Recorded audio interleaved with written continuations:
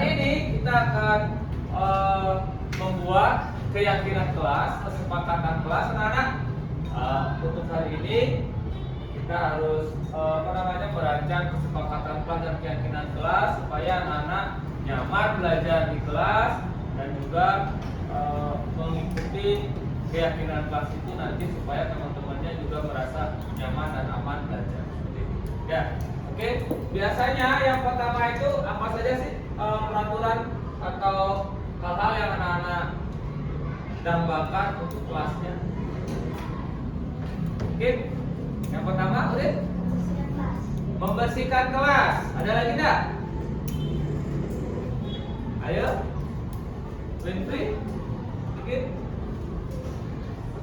Sampingnya kenyamanan kelas. Ya, yang lain? Ada lagi?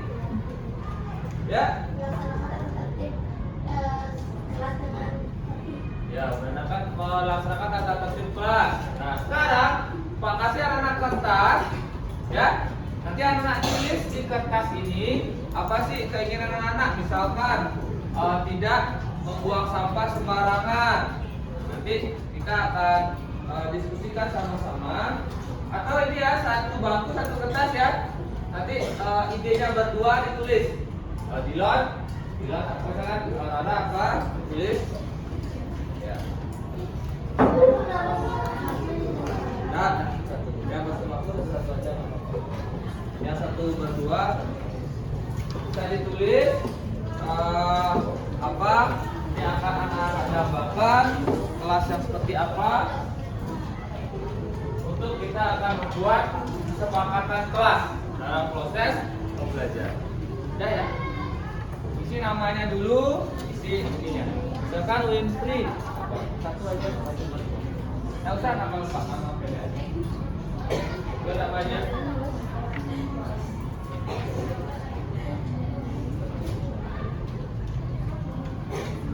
Ditulis di sana, anak-anak.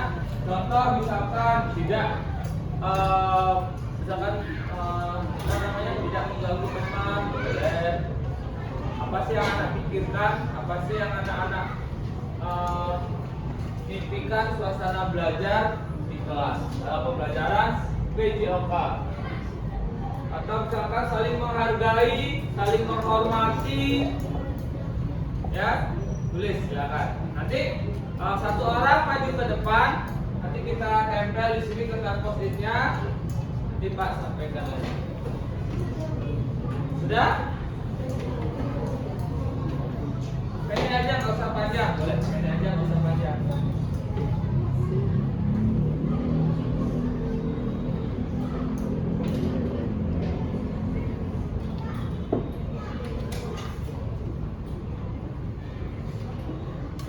Bisa dipotong tuh. Oke anak, yang sudah kita tempelkan di depan ya. Yang ada di depan.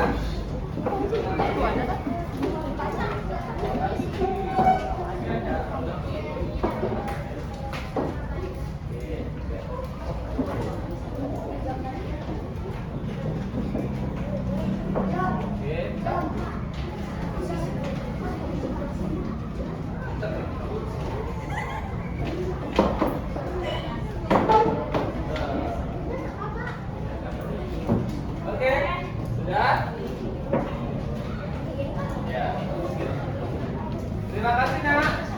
Sekarang, kita sudah melihat atau waktu akan bacakan. Yang pertama partikel, saling menghargai, tidak mengejek teman, tidak bermain-main saat berdoa, mendengar guru yang menjelaskan. Terus ada si Dilan sama Nathan, tidak bermain-main saat berdoa, saling bertolong-menolong, pendekatan guru saat berbicara, saling berbagi. Nah, bagus sekali nilai-nilainya. Terus ada Bisma, kelas yang rapi, tidak ribut, tidak mengganggu saat belajar. 5S, senyum, sapa, salam, sopan, dan santun. Selanjutnya ada Gerara, menjaga kebersihan kelas, tidak membuli teman, saling menghargai, tidak bermain saat berdoa. Oke, Meira dan Siska melaksanakan jika ada piket, tidak memilih-pilih teman, tidak bermain-main saat sembahyang, melaksanakan kesepakatan kelas dengan baik. Ada Ayu Arde dan Devi mentaati aturan, yaitu tidak mengeluarkan baju, tidak bermain saat berdoa. Dan terus ada Bagus dan Gong Setia, kebersihan, kenyamanan. Anggreni dan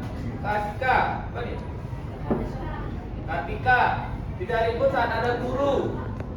Kenyamanan kelas, piket kelas dengan tertib, kelas menjadi lebih baik dan tidak membuli teman. Nah, ada Tu Ayu dan Winfrey, saling menghargai, tidak pilih-pilih teman dalam membuat kelompok, berdoa dengan tertib, mendengarkan guru yang sedang menjelaskan materi.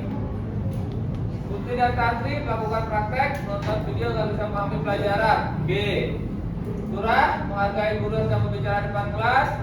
Buret 5S, terus dan etika. Nah, ada etikanya. Rara, kelas menjadi bersih, lebih banyak pembelajaran di luar kelas. Dila sama Aruna tidak mengganggu teman, bersikap adil, menjaga kebersihan kelas. Dan yang terakhir, Rima dan Tasya tidak membeda-bedakan teman, toleransi, adil sesama teman, saling menghargai dan menghormati. Oke, itu adalah nilai-nilai yang anak-anak tuliskan. Nah, sekarang kita akan sepakati, ya, kita akan sepakati nilai-nilai yang akan kita jadikan keyakinan kelas. Yang pertama itu saling menghormati. Bagaimana? Setuju? Setuju. Oke, yang pertama itu adalah saling menghormati.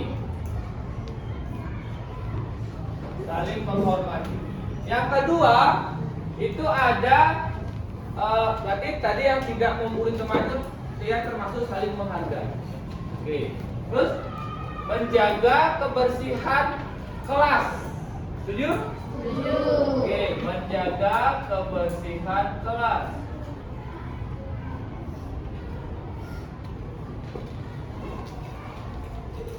Selanjutnya tidak bermain-main, tidak mengejek, itu saling menghormati.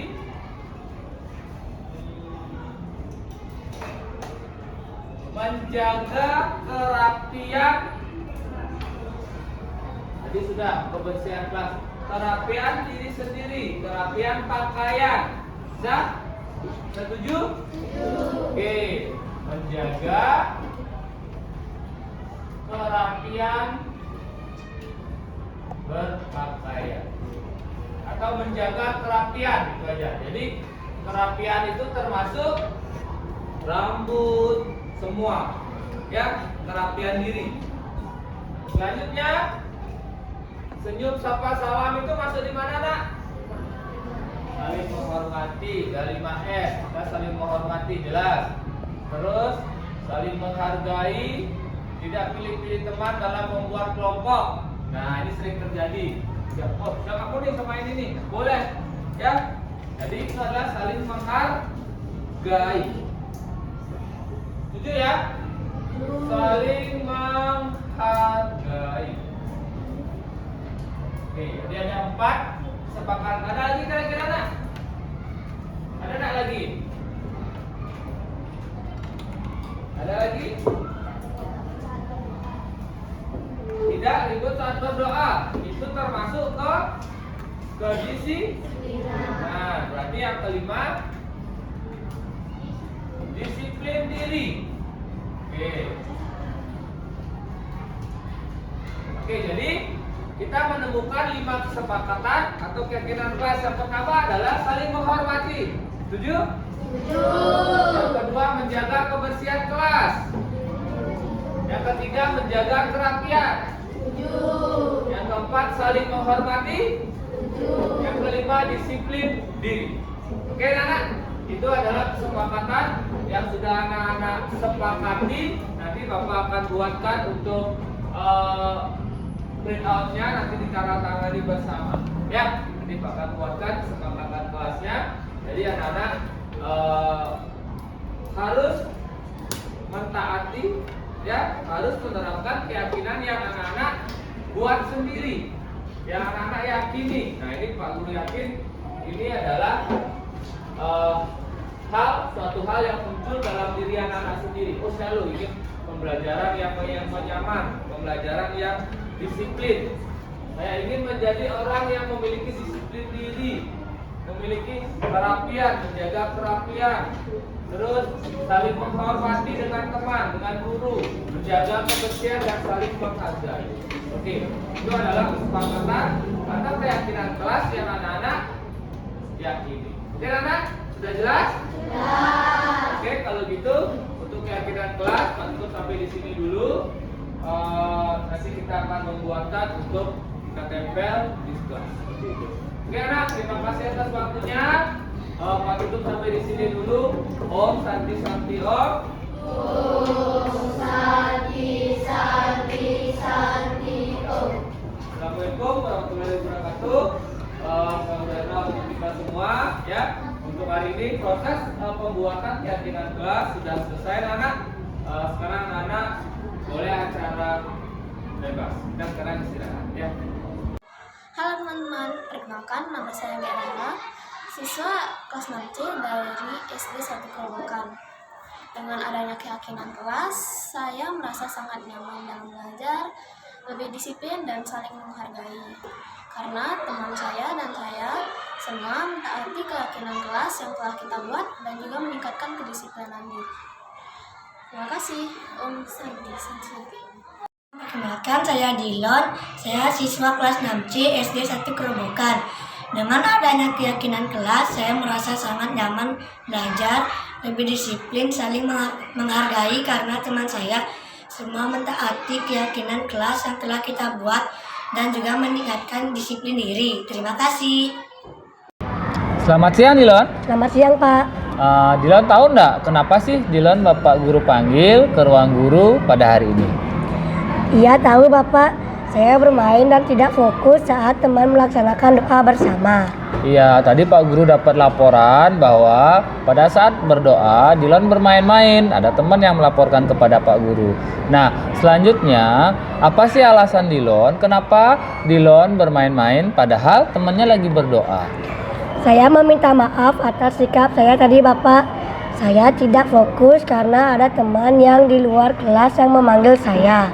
Oh, seperti itu alasannya. Ya, kadang-kadang kita harus fokus untuk berdoa. Ya, bukan Dilon aja, orang lain waktu ini juga pernah seperti itu.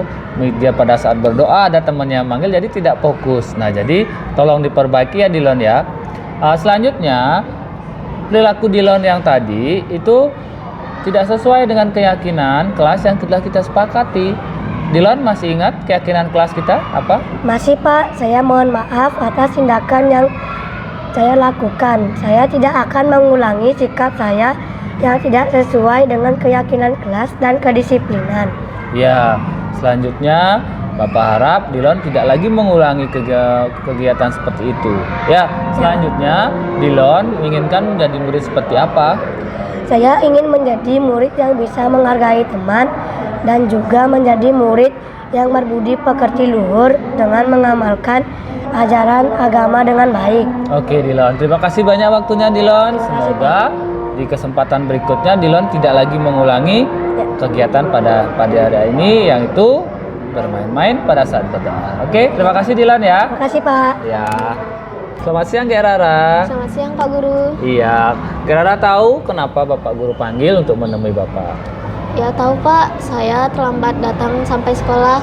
Oh iya, tadi pada saat berbaris Pak Guru lihat temannya sudah berbaris, Kak Rara masih atau baru datang dari rumah.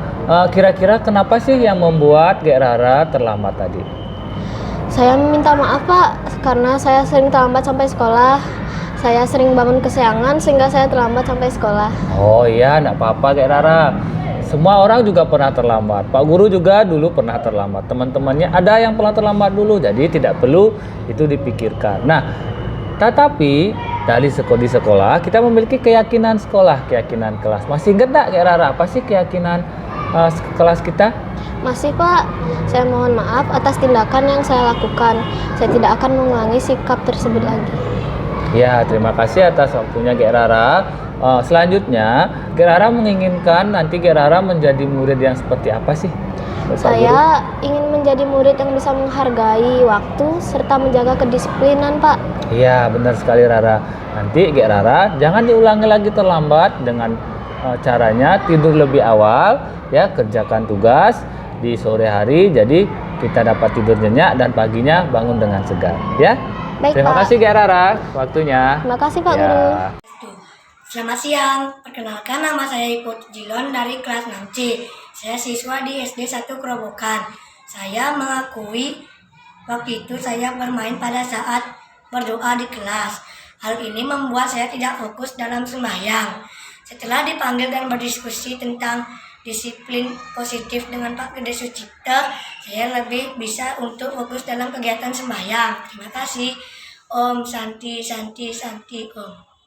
Swastiastu. Selamat siang. Perkenalkan, nama saya Ida Ayu Aurora Fatmaswari. Saya siswa kelas 6B dari SD 1 Kerobokan. Saya mengakui bahwa waktu itu saya terlambat datang ke sekolah dikarenakan saya bangun kesiangan. Hal ini membuat saya terlambat sampai sekolah. Setelah dipanggil dan berdiskusi dengan Pak Guru Gede, saya lebih bisa untuk mengerti dan menghargai ketepatan waktu, serta sekarang saya tidak lagi pernah terlambat ke sekolah. Terima kasih. Om Santi Santi Santi.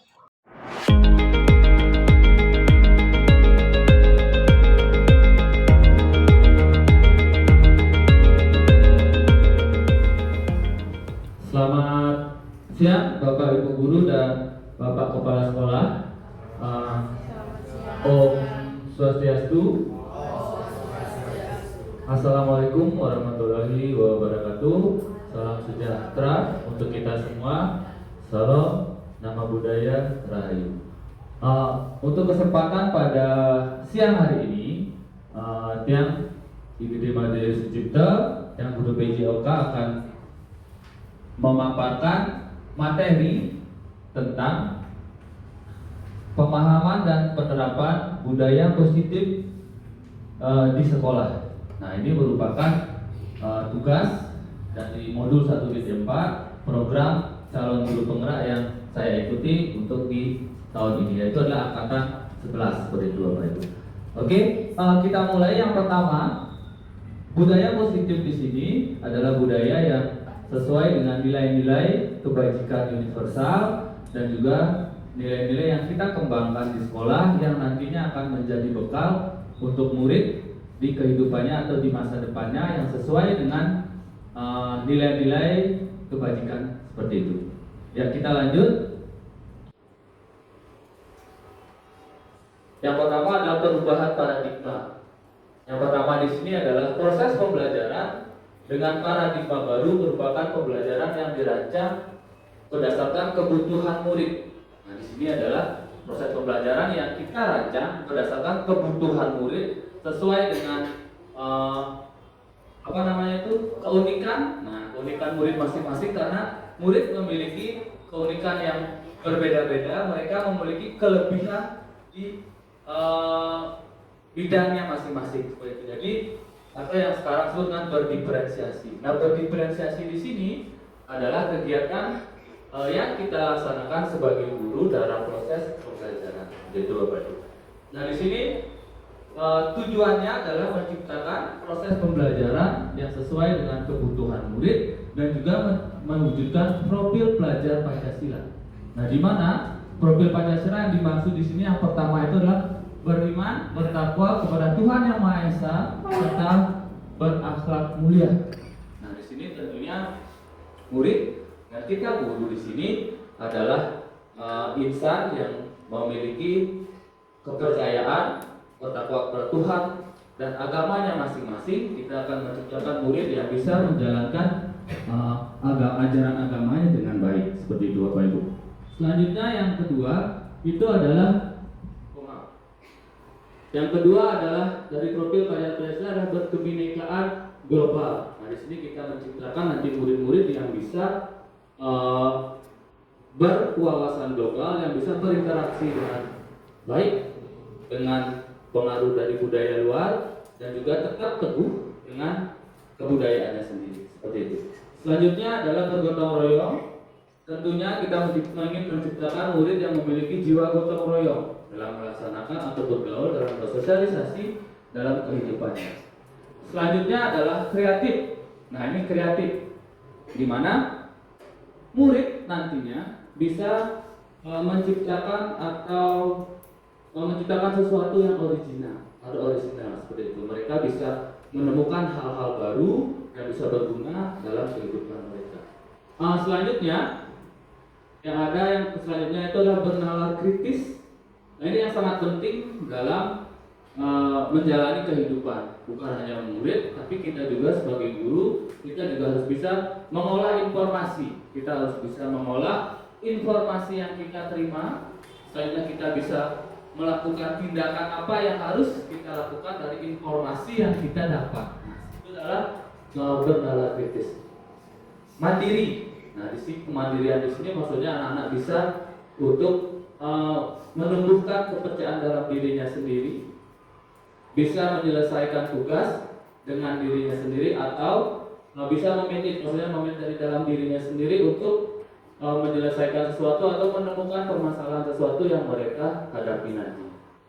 Selanjutnya yang terakhir itu adalah sudah tadi keimanan bertakwa. Nah, Bapak Guru di situ nanti yang kita harapkan dengan pembelajaran atau dengan perubahan paradigma mengajar ini, Bapak Ibu nanti bisanya menerapkan pembelajaran yang sesuai dengan kebutuhan murid, yang nantinya akan menciptakan murid atau siswa yang memiliki profil belajar Pancasila seperti di atas, seperti itu. Yang lanjut, ya ini adalah miskonsepsi teori kontrol. Nah, miskonsepsi ini adalah kesalahan konsepsi, kesalahan pemahaman, ya, kesalahan konsep. Yang pertama itu adalah ilusi guru mengontrol murid. Nah, kalau yang dulu ilusi guru mengontrol murid itu adalah hanya guru yang bisa mengontrol murid. Nah, seperti itu. Jadi itu adalah suatu kesalahan pemahaman. Selanjutnya, ilusi bahwa semua penguatan positif efektif dan bermanfaat. Nah, nyatanya nanti ada teori berikutnya, teori kontrol namanya, yang membahas tentang miskonsepsi ini. Yang ketiga, bahwa kritik dan membuat orang merasa bersalah dapat menguatkan karakter. Nah, di sini membuat orang merasa bersalah di situ tidak sepenuhnya bisa membuat atau bisa menguatkan karakternya, seperti itu. Dan di sini nanti kita mempelajari tentang teori kontrol dan posisi kontrol guru. Nah, berikutnya, orang dewasa memiliki hak untuk memaksa. Nah, di sini misalkan ya kalau seperti ini nanti terjadi seperti misalkan kelas 6 mereka mengatur kelas 1, mereka merasa berkuasa di sekolah itu, atau mereka bisa mengatur kelas 1 dengan seenaknya, adik kelasnya dengan seenaknya. Nah, seperti itu. Selanjutnya, teori kontrol menyatakan bahwa semua perilaku memiliki tujuan, bahkan terhadap perilaku yang tidak disukainya. Nah, di sini Bapak Ibu, kita melihat murid, contoh kecil saja, mereka melakukan tindakan mengambil makanan temannya. Nah, mengambil makanan temannya, membuat temannya menangis. Apa yang kita lakukan kira-kira Bapak Ibu? Misalkan Bapak Ibu melihat salah satu murid mengambil makanan temannya, kira-kira apa yang Ibu pikirkan, atau kira-kira kenapa sih anak ini kok bisa mengambil makanan temannya? Ayo, silakan bisa untuk mohon ininya. Siapa yang bisa untuk memberikan alasan sedikit? Ya. Ini Bapak, misalkan ada murid dia mengambil makanan temannya. Ya, silakan Pak Dok. Ini kepada semua Bapak atas kesempatannya.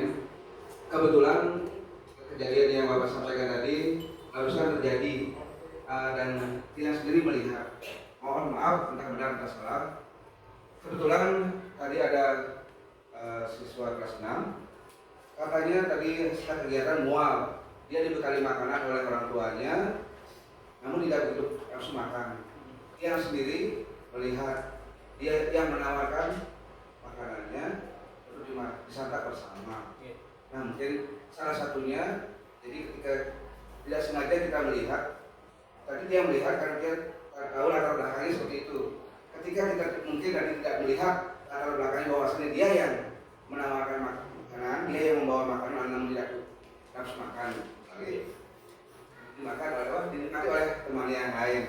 Jadi salah satunya mungkin teman orang lain menikmati mengambil makanan temannya karena sudah diizinkan oleh pemiliknya.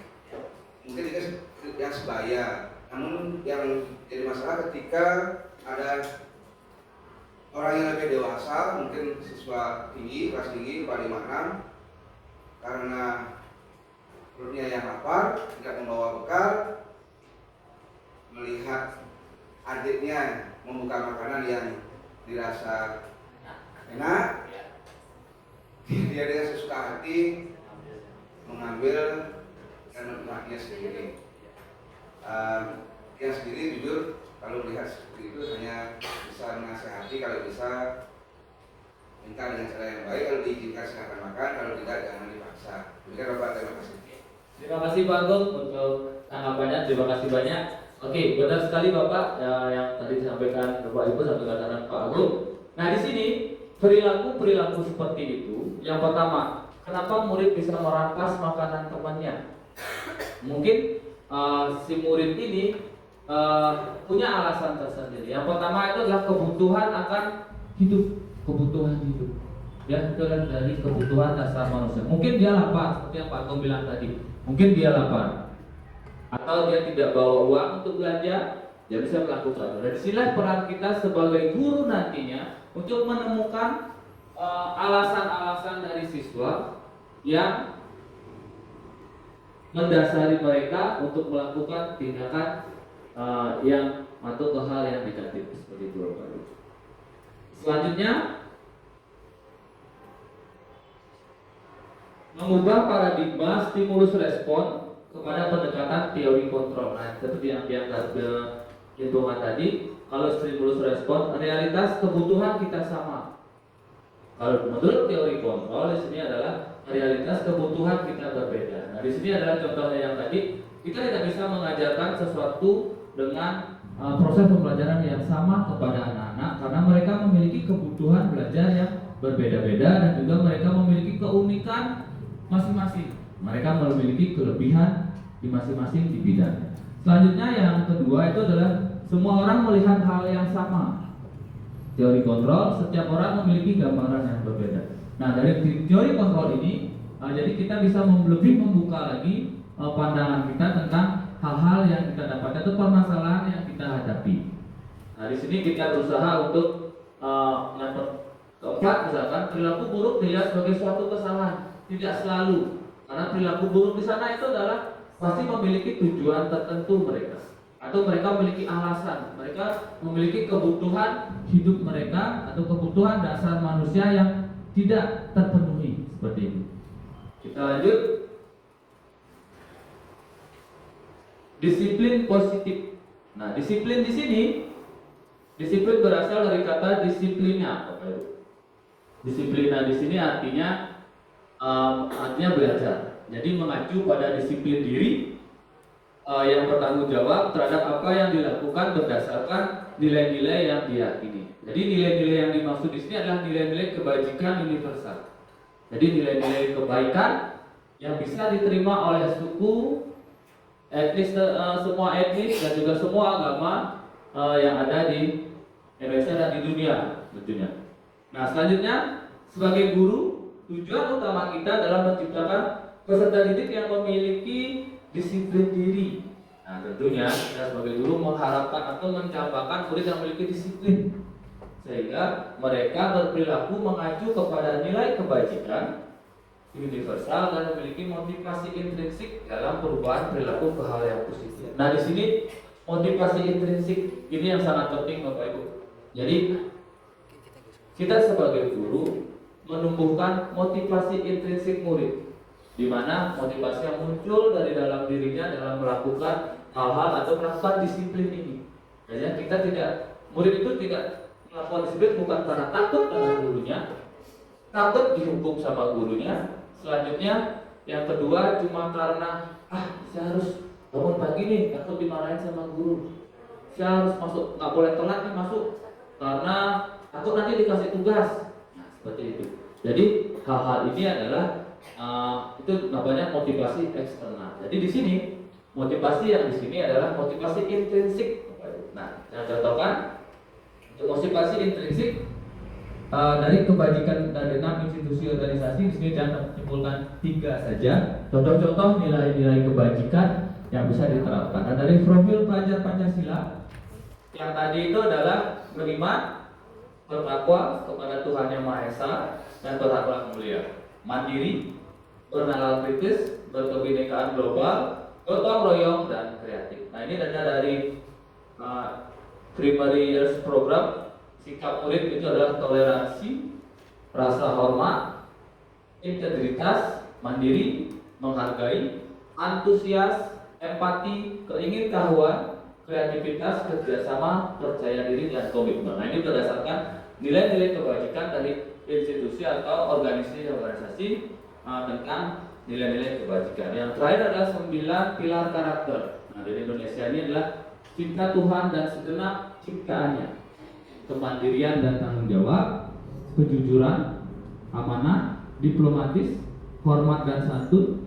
dermawan, suka menolong dan gotong royong, percaya diri, kreatif dan bekerja keras, serta kepemimpinan dan keadilan baik, yang rendah hati dan toleransi. Nah, di sini adalah nilai-nilai kebajikan yang diharapkan kita bisa terapkan kepada siswa atau kepada murid. Nah, jadi nanti dari ini kita sekarang di kurikulum Merdeka kita menerapkan yang profil pelajar Pancasila, di mana profil pelajar Pancasila ini juga menyangkut sikap atau nilai-nilai kebajikan yang lainnya, seperti itu. Jadi dijadikan satu, dijadikan wadah di situ rumahnya di profil pelajar Pancasila, seperti itu.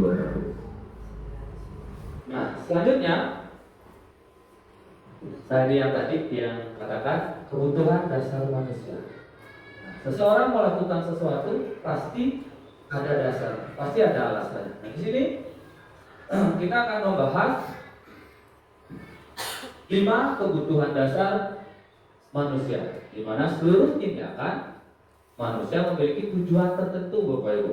Ketika kita mendapatkan apa yang kita inginkan, sebetulnya saat itu kita sedang memenuhi salah satu kebutuhan dasar kita. Begitu juga murid.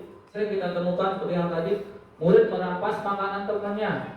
Ternyata dia belum memenuhi kebutuhan dasarnya bertahan hidup. Kebutuhan bertahan hidup adalah untuk makan, minum, untuk melanjutkan kelangsungan hidup mereka. Perut mereka lapar. Di rumah orang tuanya tidak sempat bikin sarapan dan juga nggak dikasih bekal.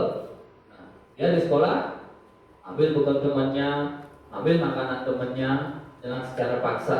Berarti ada sesuatu hal yang mendasari atau alasan dari murid tersebut untuk melakukan tindakan di luar nilai kebajikan yang telah disepakati. Nah, terus yang kedua, rasa kasih sayang. Nah, kita semua sangat mengharapkan rasa kasih sayang dari keluarga, teman, dan juga orang-orang yang kita kenal. Karena rasa kasih sayang dapat meningkatkan kualitas kerja dan juga dapat meningkatkan daya pikir kita yang lebih positif. Kalau kita sudah merasa kita dibenci nih, dapat murid juga baru masuk kelas, udah teman-temannya udah mereka tidak ada rasa kasih sayang. Jadi anak-anak itu tidak akan bisa untuk tenang untuk belajar. Sama seperti Bapak Ibu guru juga. Misalkan kita masuk kelas atau kita masuk sekolah satu ruangan, teman-teman semua jutek, ditanya diam, jelas, kata apa ya? Semua tidak sayang nih sama saya nih. Nah, mungkin dengan seperti itu, contohnya murid mereka akan melakukan hal-hal yang menarik perhatian, mengganggu temannya, mengambil barang-barang temannya. Itu hal-hal yang salah satu yang dilakukan dari murid-murid. Kaitnya kebebasan. Kebebasan di sini maksudnya anak-anak biasanya kita pada saat pembelajaran yang formal, ada anak-anak biasanya sering bercanda, mengganggu temannya, terus main-main sendiri, ada yang main katek. Nah, seperti itu. Setelah ditanya, ternyata mereka butuh kebebasan. Kebebasan di sini maksud mereka sudah mulai bosan dan juga mereka butuh kebebasan untuk melakukan sesuatu. Selanjutnya kesenangan. butuh rasa senang. Mungkin Bapak Ibu punya hobi. Ada hobi yang mendaki, ada yang naik motor, ada hobi yang makan, ada yang hobinya olahraga, atau ada yang hobinya healing mungkin. Nah, ini adalah butuh rasa senang, butuh akan kesenangan. Ya, seperti itu. Terus penguasaan, nah, butuh penguasaan. Di sini adalah untuk dihormati, Bapak Ibu. Dihormati, dianggap. Nah, betullah dianggap. Ya, seperti itu untuk 5 kebutuhan dasar hidup kita. Nah, dari kelima dasar kebutuhan hidup ini, kita bisa melihat motivasi dari perilaku manusia. Motivasi dari perilaku manusia. Yang pertama itu adalah ekstrinsik, itulah dari luar, perilaku dari luar. Seperti yang saya katakan tadi, yang pertama itu adalah untuk menghindari ketidaknyamanan atau hukuman. Contoh, murid masuk pagi. Kenapa sih nak kok masuk pagi? Biar saya nggak dihukum, Bu. Jadi itu tumbuh kedisiplinan yang tumbuh dari luar dirinya, bukan dari dalam dirinya. Yang kedua, mendapatkan imbalan penghargaan dari orang lain. Nanti kalau kamu juara, Pak Guru kasih ini nanti kasih uang banyak. Nah, itu motivasinya dari luar seperti itu.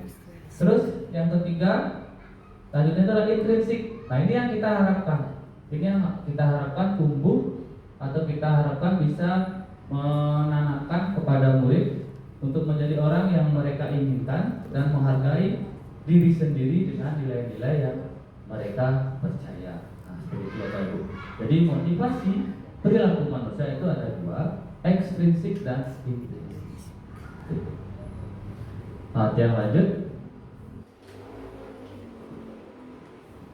Nah, di sini adalah contoh hukuman. Hukuman tidak terencana, murid tidak dilibatkan dalam pembuatan atau dalam aturan-aturan hukuman, berupa hukuman fisik atau psikis. Nah, ini hukuman. Jadi kita bisa membedakan hukuman. Konsekuensi terencana atau disepakati sesuai dengan peraturan. Jika guru selalu mengawasi murid, murid merasa tidak nyaman. Nah, kalau kita menggunakan konsekuensi di sini, di mana disepakatkan sesuai peraturan, di mana selalu guru mengawasi murid dan murid merasa tidak nyaman, seperti itu. Dan di restitusi. Restitusi ini adalah bagaimana kita mengembalikan murid dari rasa bersalah kembali ke temannya, kembali menjalani kehidupannya dengan baik, kehidupan normal, dengan tidak melakukan lagi hal yang sama atau kesalahan yang sama, seperti itu. Contoh, yang pertama adalah proses menciptakan kondisi murid untuk memperbaiki kesalahan. Yang kedua, membantu murid menjadi lebih memiliki tujuan, disiplin positif, dan memulihkan dirinya setelah berbuat salah. Nah, itulah tujuan dari restitusi, supaya mental murid itu tidak down ya. Nah, jadi, ini kita bisa membedakan hukuman, konsekuensi, dan restitusi. Nah, jadi seperti itu Bapak Ibu. Kira-kira kalau di sekolah kita sering menerapkan yang apa Bapak Ibu? Konsekuensi sama restitusi. Oke. Jadi hukuman di sini sudah kita mulai tinggalkan, ya. Misalkan nggak buat PR nih, coba buat PR nih, anak buat PR di luar. Salin LKS sampai habis. Dan dulu pernah loh Bapak Ibu, saya di SMA, karena di SMA saya murid yang sangat rajin. Jadi setelah disuruh kumpul LKS, ternyata saya dari awal sampai akhir saya tidak mengisi LKS. Nah, jadi saya dihukum sama Bapak Guru Agama waktu itu, saya ingat sekali, membuat satu LKS di kumpul hari itu dikerjakan sendiri di ruang guru. Nah, seperti itu. Jadi suatu kebanggaan juga ya Bapak Ibu ya, untuk bisa mengerjakan LKS di ruang guru sendiri. Seperti itu. Oke, kita lanjut. Jadi kita sebagai guru sekarang diharapkan untuk meninggalkan cara-cara hukuman dan juga konsekuensi. Nah, jadi kita sekarang harus menerapkan cara-cara yaitu restitusi. Oke, nanti kita lanjut. Apa sih itu restitusi? Nah, ini yang katakan tadi posisi kontrol guru, Bapak Ibu. Nah, posisi kontrol guru. Yang pertama itu adalah posisi kontrol penghukum. Penghukum di sini adalah menghardik, menunjuk-nunjuk, menyakiti dan menyindir. Nah, di sini contoh kata yang dalam penghukum di sini adalah kalau kamu tidak melakukannya, Pak Guru akan suruh kamu lari 50 kali. Nah, kalau kamu tidak membuat PR besok, kamu tidak boleh masuk kelas. Nah, itu posisi kontrol sebagai penghukum. Hasilnya di sini adalah murid akan memberontak, mereka berdendam dan juga menyalahkan orang lain. Karena takut dihukum, jadi mereka menyalahkan orang lain jadinya. Seperti itu. Dan dampak bagi murid itu adalah mengulangi kesalahan mereka berulang kali, perilakunya menjadi agresif. Nah, mereka akan agresif karena sering mendapatkan hukuman. Itu adalah posisi kontrol sebagai penghukum. Yang kedua, itu adalah sebagai pembuat orang merasa bersalah. Jadi ada posisi kontrol pembuat orang merasa bersalah. Nah, yang pertama di sini adalah berceramah menunjukkan kekecewaan mendalam. Aduh nak, kamu sudah mengecewakan Pak Guru. Kok lagi kau melakukan seperti ini ya? Kamu tak berubah-berubah. Kok Pak Guru atau Bu Guru kecewa sama kamu nak? Nah, itu namanya kita mengambil posisi kontrol sebagai pembuat orang merasa bersalah. Nah, jadi itu adalah posisi kontrol dalam kegiatan atau kita sebagai guru. Ada sebagai teman. Sebagai teman di sini adalah membuatkan alasan-alasan untuk muridnya. Ah, tak apa-apa anak, nanti ibu yang atur tuh bisa, gampang.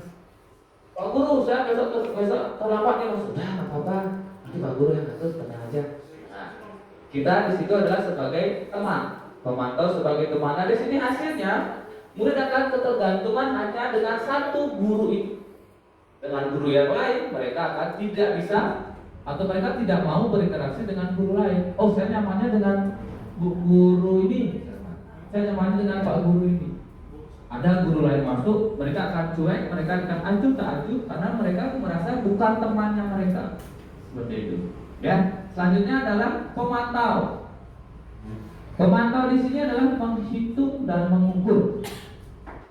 Ada murid melakukan kesalahan, anak-anak, apa sih peraturannya? Ada berterdapat, nah peraturannya apa? Terus apa konsekuensinya?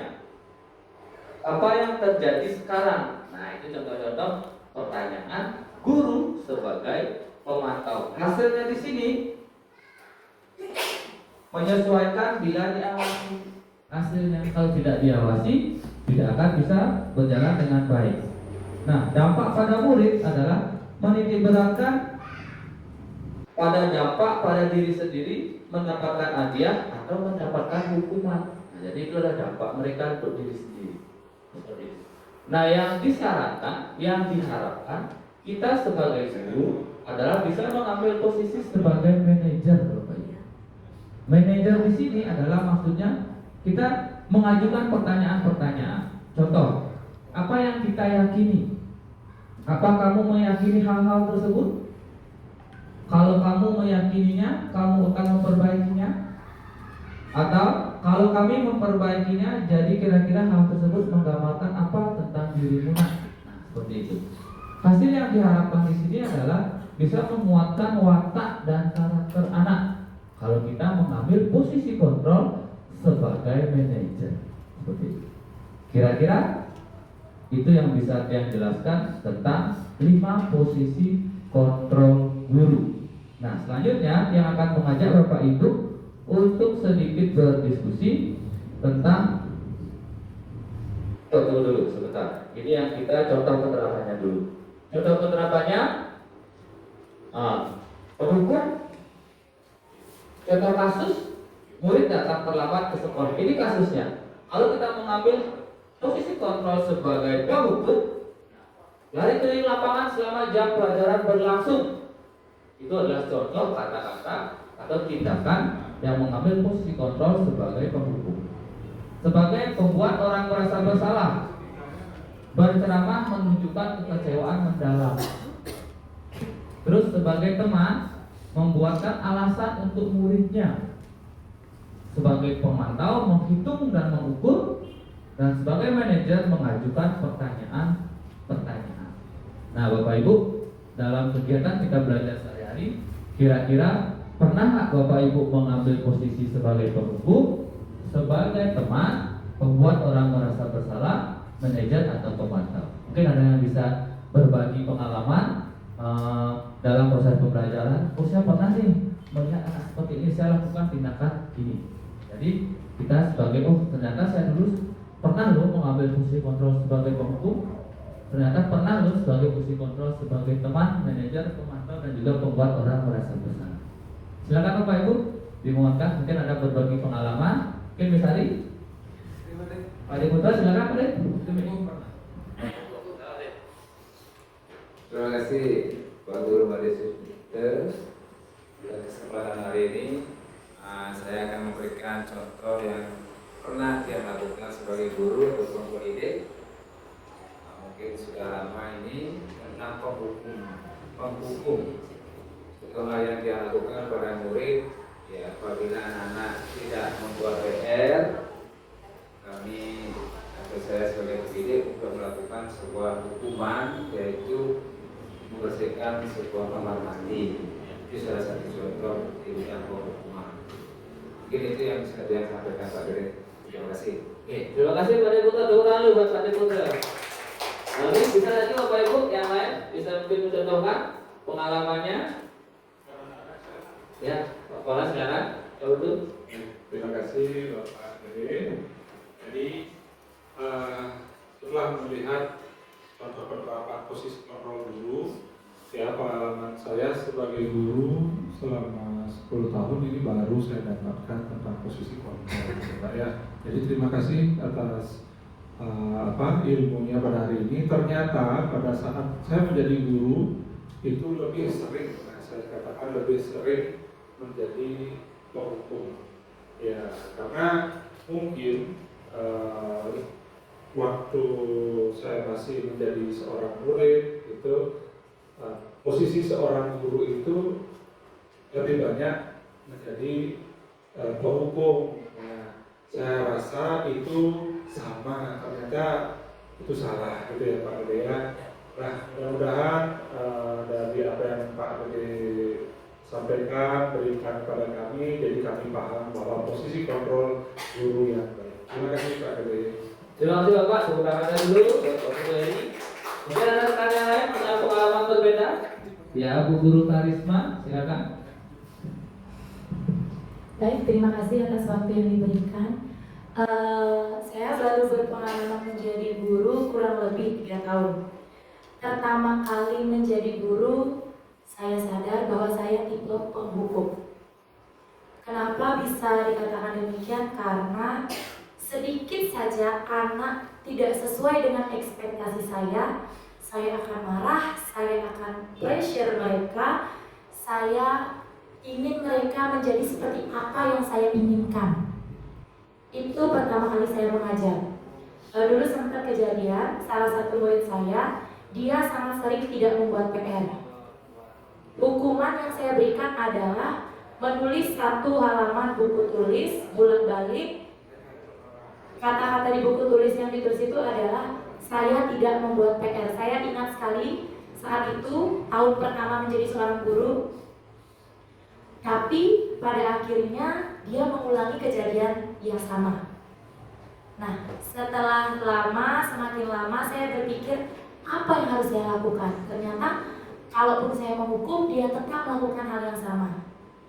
Ternyata baru saya dekati dia, saya tanya, kenapa seperti itu? Kenapa selalu tidak buat PR?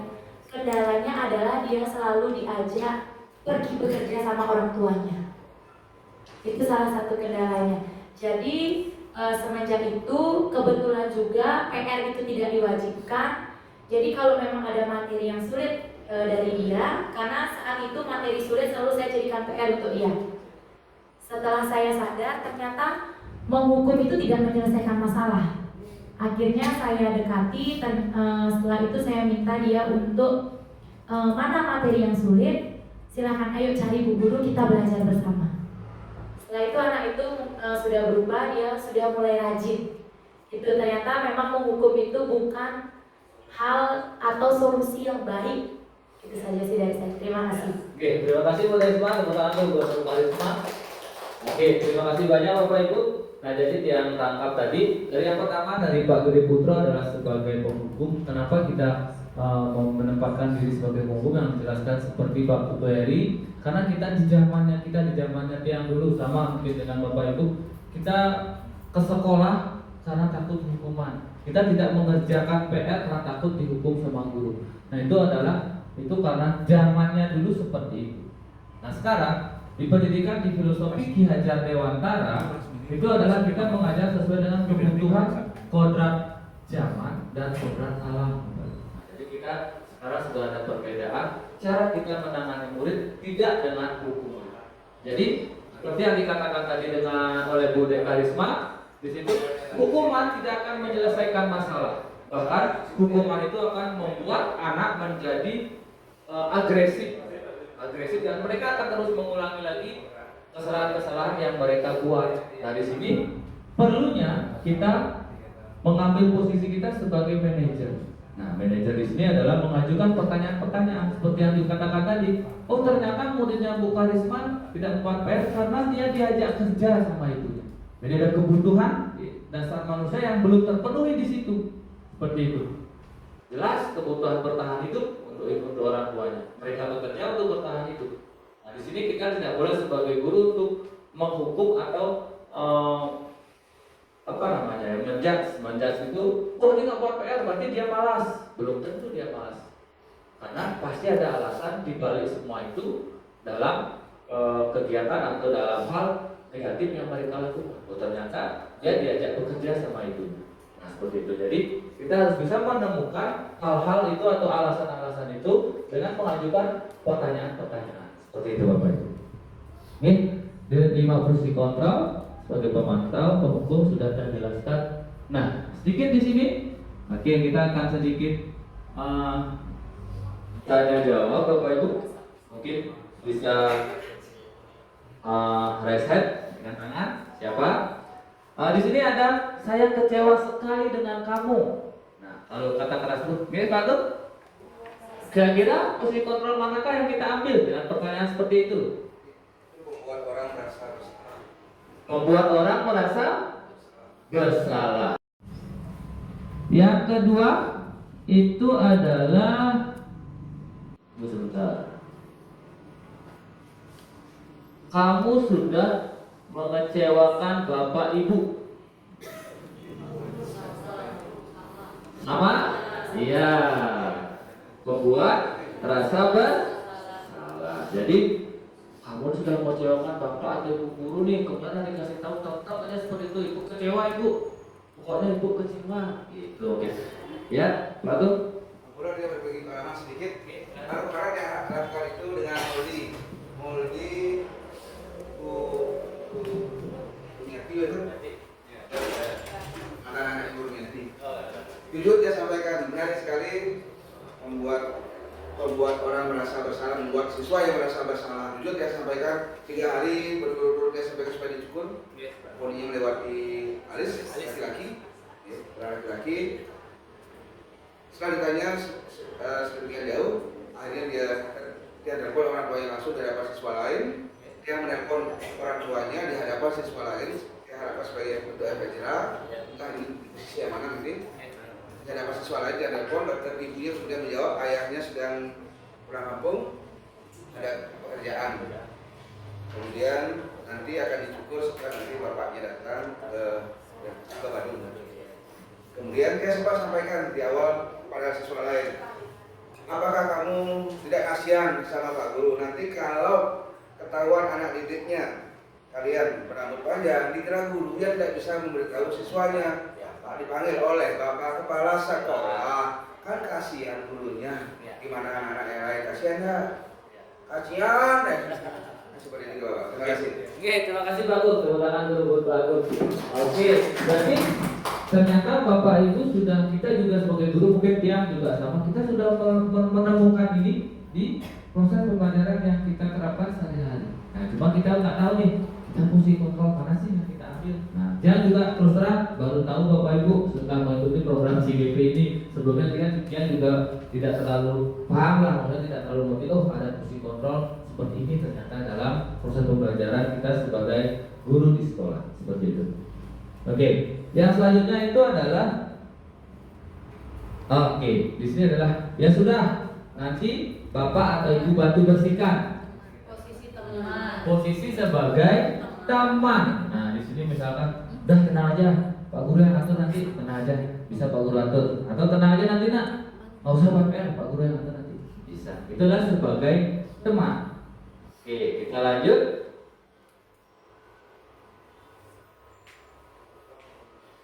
Apa konsekuensinya dan sanksinya?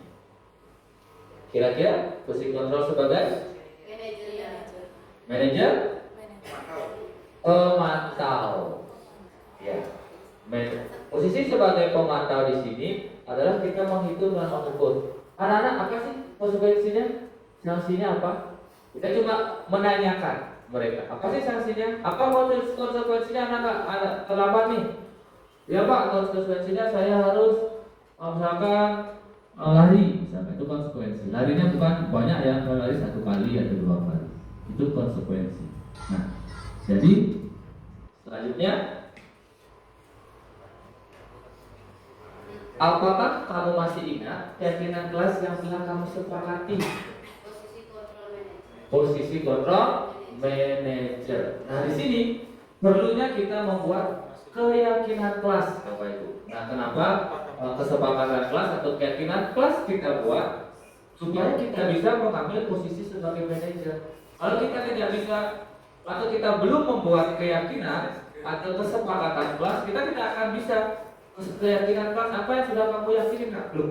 Kita belum punya keyakinan kelas loh, Bapak Ibu guru. Jadi kita tidak bisa membuatkan atau mengambil posisi diri sebagai manajer. Seperti itu Bapak Ibu. Oke.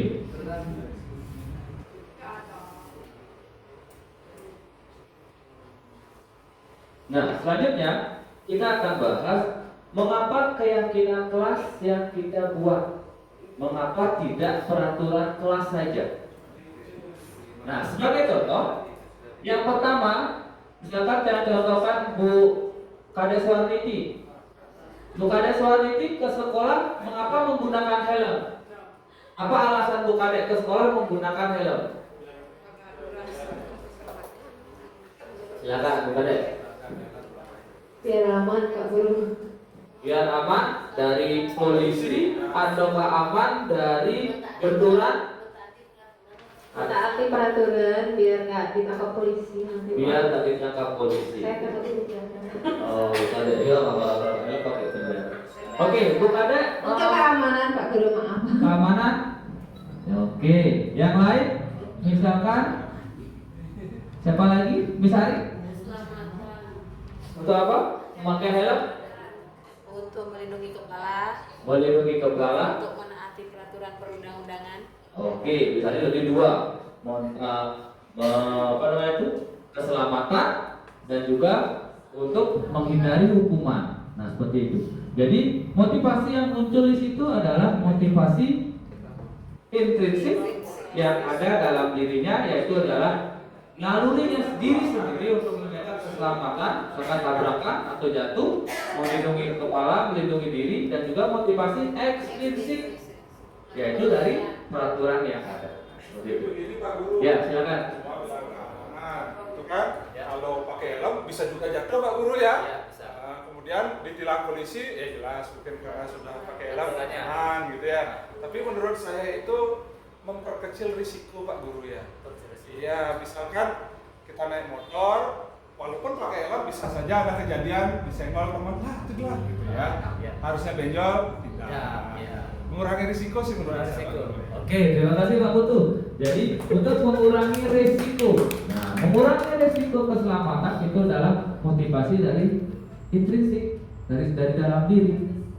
saya pakai helm nih untuk mengurangi risiko nanti saya kalau jatuh bisa pakai anak lecet nih kepalanya.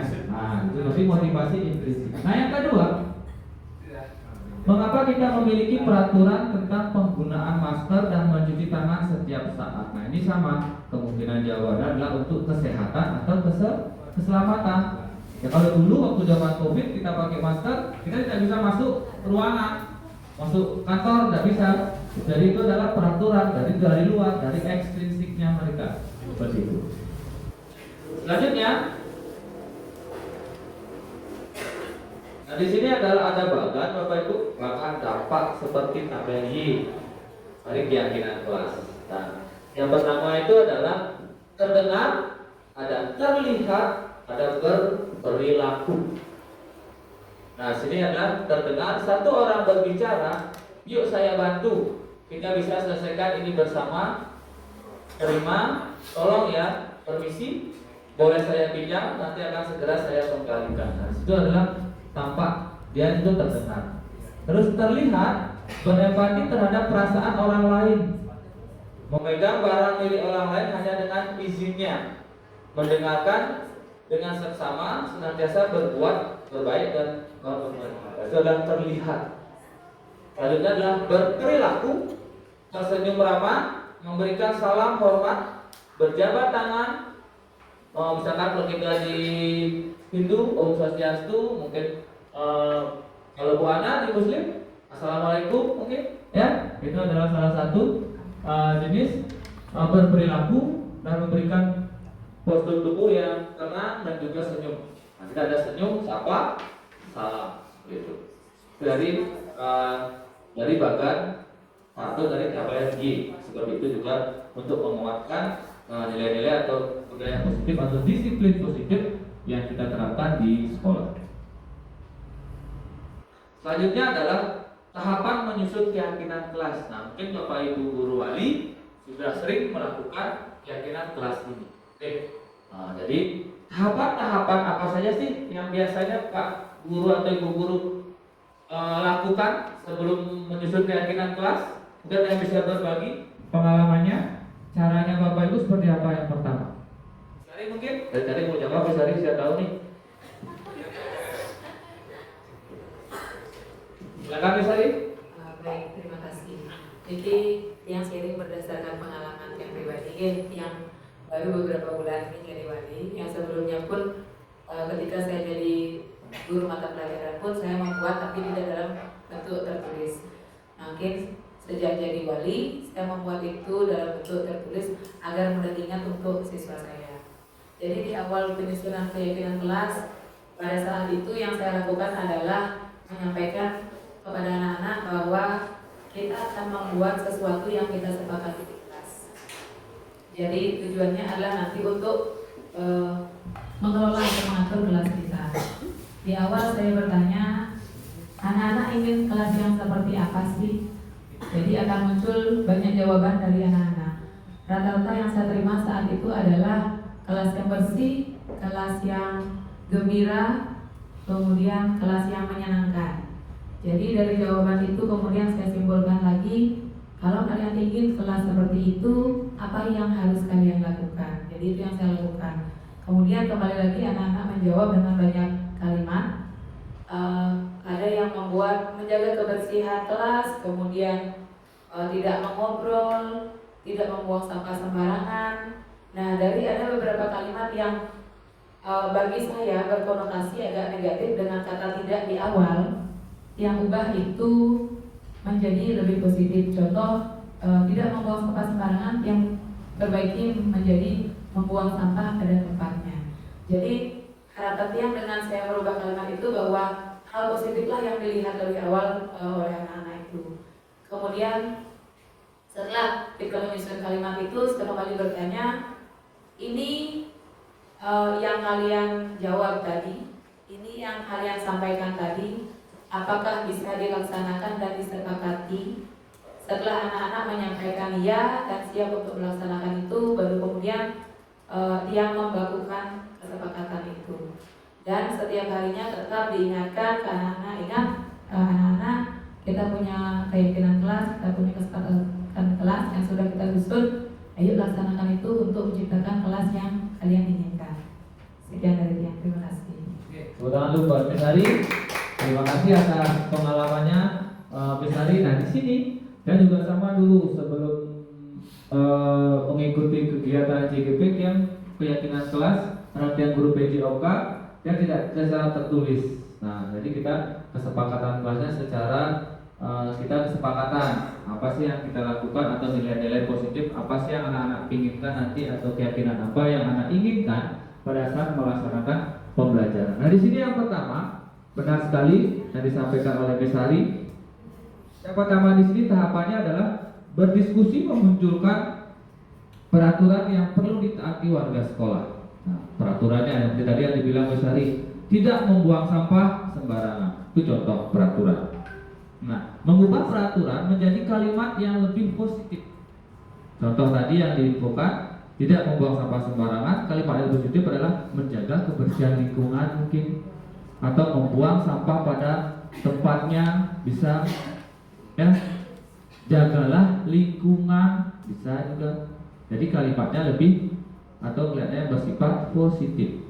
Nah, selanjutnya menjadikan peraturan menjadi nilai-nilai kebajikan atau keyakinan kelas. Nah, peraturan yang tadi setelah dirubah menjadi kalimat positif, kita jadikan nilai-nilai kebajikan atau keyakinan yang kita taati di kelas seperti itu. Nah, selanjutnya berdiskusi mengenai gambaran perilaku yang mencerminkan keyakinan kelas. Seperti tadi yang dijelaskan Besari, anak-anak kalau di kelas kita belajarnya menginginkan suasana seperti apa sih? Nah, anak-anak menginginkan jelas kita sebagai guru berusaha akan menerapkan atau menciptakan suasana belajar yang nyaman, aman, dan juga sangat sesuai dengan kebutuhan murid seperti itu. Selanjutnya berdiskusi mengenai peran seluruh warga sekolah. Apabila keyakinan sudah disepakati, semua nilai-nilai kebajikan sudah dimasukkan dalam keyakinan kelas. Di sini adalah kita berdiskusi peran seluruh warga sekolah. Seperti itu Bapak Ibu. Dan juga meninjau ulang keyakinan kelas kembali. Nah di sini adalah tahapan menyusun keyakinan kelas yang bisa Bapak Ibu ATM tiru nanti dalam proses pembuatan keyakinan kelas di masing-masing kelas. Seperti itu. Oke, yang lanjutkan. Nah, di sini kita lanjut dengan segitiga restitusi.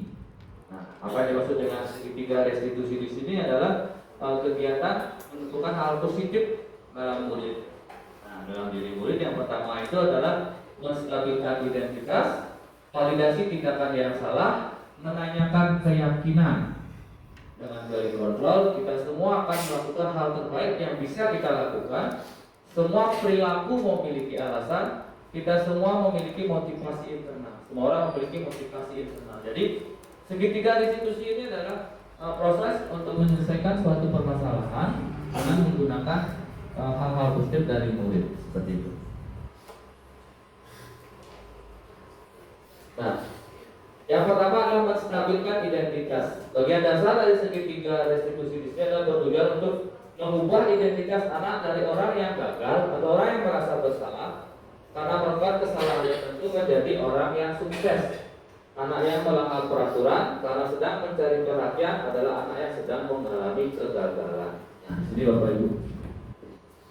Segitiga restitusi yang pertama itu adalah menstabilkan identitas, namanya Bapak Ibu. Terus ada yang kedua validasi tindakan. Yang pertama kita bahas ini adalah menstabilkan identitas. Menstabilkan identitas di sini contoh pertanyaan yang bisa Bapak Ibu ajukan. Nah, di sini kepada anak. Yang pertama adalah berbuat salah itu tidak apa-apa. Tidak ada manusia yang sempurna. Nak. Pak Guru juga pernah kok melakukan kesalahan seperti itu. Terus kita bisa menyelesaikan ini. Bapak atau Ibu tidak tertarik mencari siapa yang salah, tapi Bapak Ibu mencari solusi dari permasalahan ini. Ini sering kita dapatkan atau sering kita hadapi dalam proses menyelesaikan permasalahan yang ada pada murid. Contoh, murid bertengkar. Misalkan murid mengganggu temannya, murid membuat temannya menangis. Ada, kita bisa menyelesaikan dengan segitiga restitusi ini. Mungkin ini sudah sering Bapak Ibu terapkan tetapi namanya saja, ya namanya saja kita tidak tahu ternyata namanya segitiga restitusi loh. Kita sudah sering melakukan kegiatan seperti ini dalam menyelesaikan permasalahan yang kita hadapi pada murid-murid. Nah, yang kedua di sini adalah validasi tindakan yang salah. Validasi tindakan yang salah ini adalah setiap tindakan kita yang dilakukan dengan suatu tujuan, yaitu memenuhi kebutuhan dasar. Kalau kita memahami kebutuhan dasar yang mendasari sebuah tindakan, kita akan bisa menemukan cara-cara paling efektif untuk memenuhi kebutuhan tersebut. Saya seperti yang sampaikan tadi, anak-anak pasti melakukan sesuatu, mereka memiliki alasan. Nah, alasan-alasan tertentu, jadi yang sesuai dengan kebutuhan dasar hidup mereka. Biar anak-anak sampaikan tadi sama Ibu Karisma juga, Bapak Agung dan juga yang teman rekan yang lain, anak-anak melakukan sesuatu pasti ada dasar, pasti ada alasannya dan kebutuhan dasarnya yang tidak terpenuhi. Itu. Nah, di sini validasi tindakan yang salah, contohnya kita bisa menanyakan, kamu pasti punya alasan mengapa melakukan hal itu. Yang kedua, kamu patut bangga pada dirimu sendiri karena kamu telah melindungi sesuatu yang penting buatmu. Yang ketiga, kamu boleh mempertahankan sikap itu, tapi kamu harus menambahkan sikap yang baru. Nah, jadi itu adalah kata-kata yang kita bisa ucapkan dan kita bisa diskusikan dengan murid dalam validasi tindakan yang salah dengan tahapan yang kedua.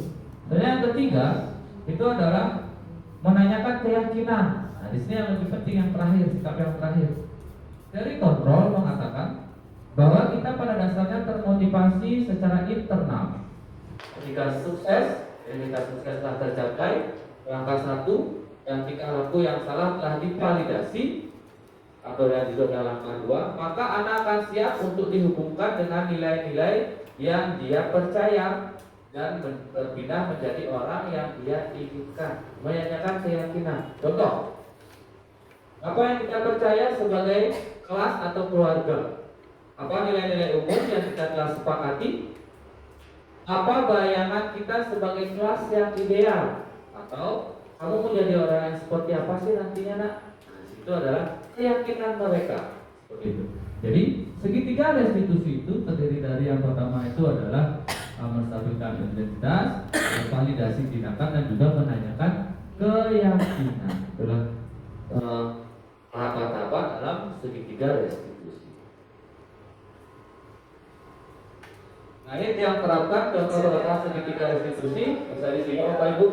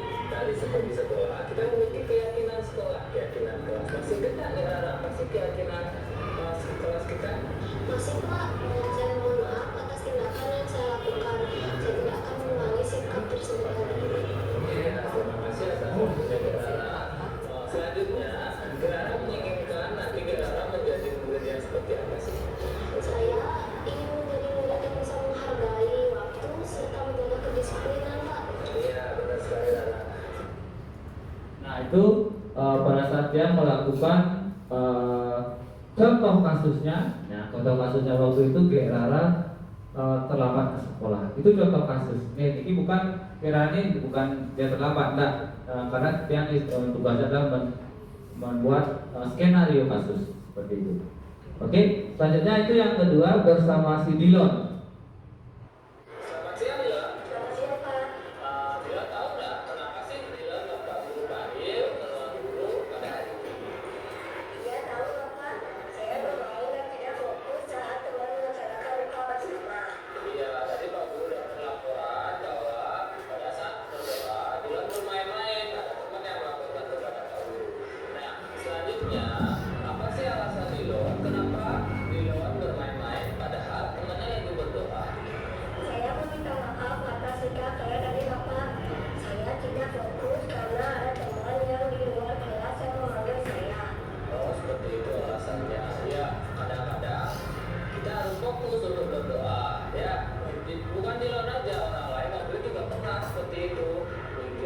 berdoa, ada teman yang malu, jadi tidak fokus. Nah, jadi tolong diperbaiki ya Dilon ya.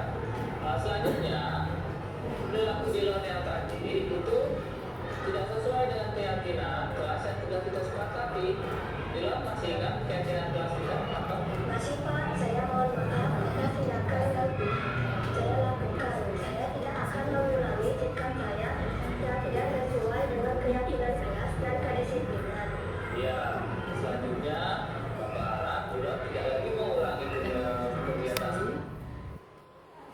Ya, oke Bapak Ibu, nah, itu tadi dua contoh dari penerapan segitiga restitusi yang telah kita terapkan pada dua siswa.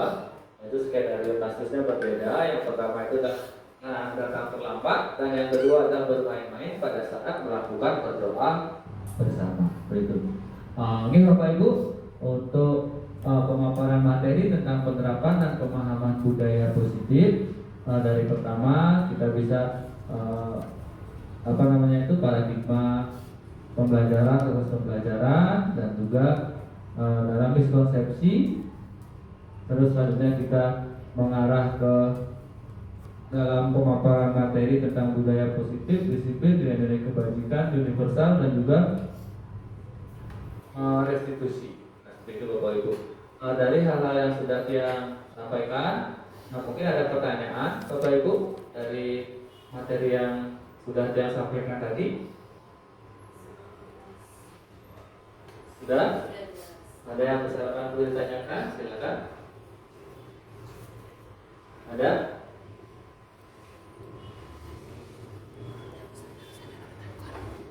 Boleh Isma? Ada pertanyaan? Pak Dodi?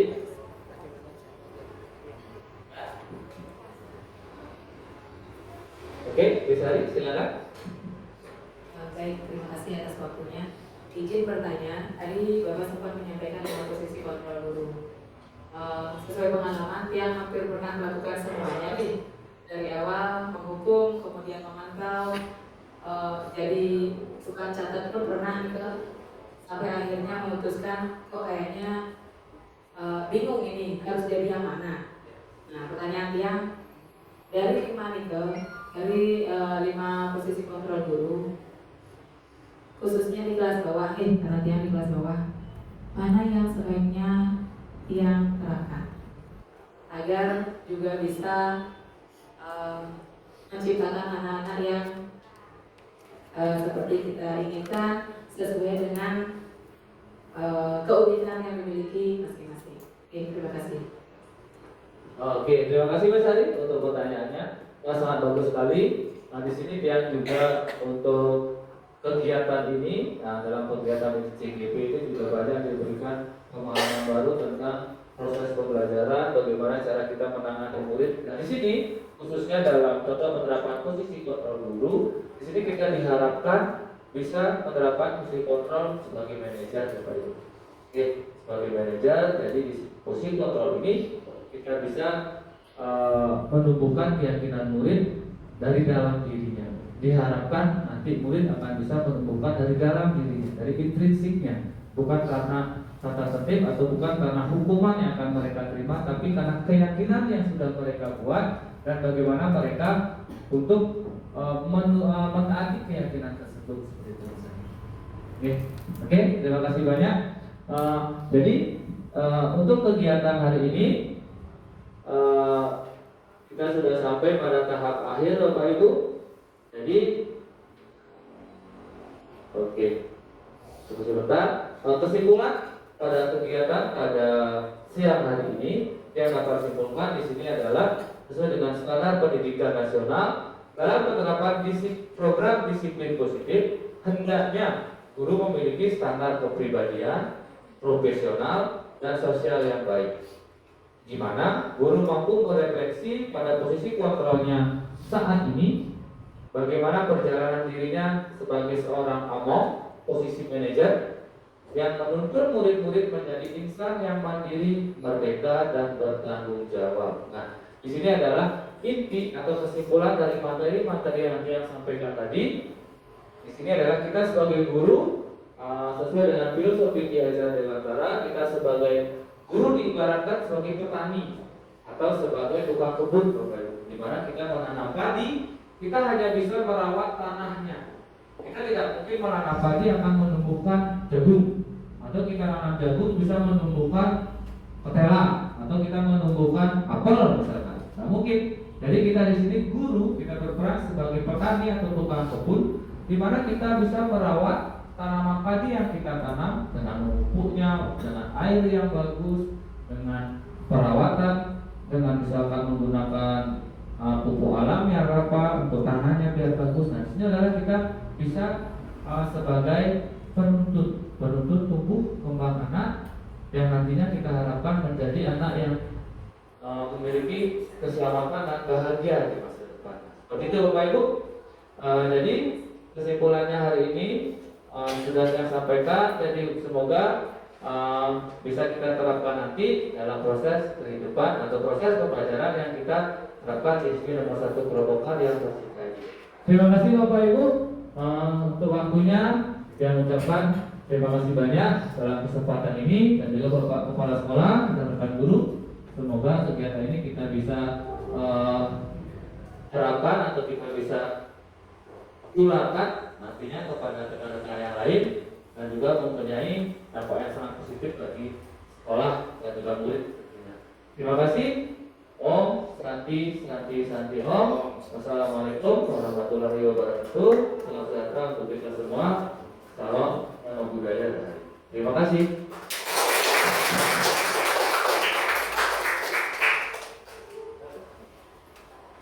Oke, Bapak Ibu, terima kasih banyak ya.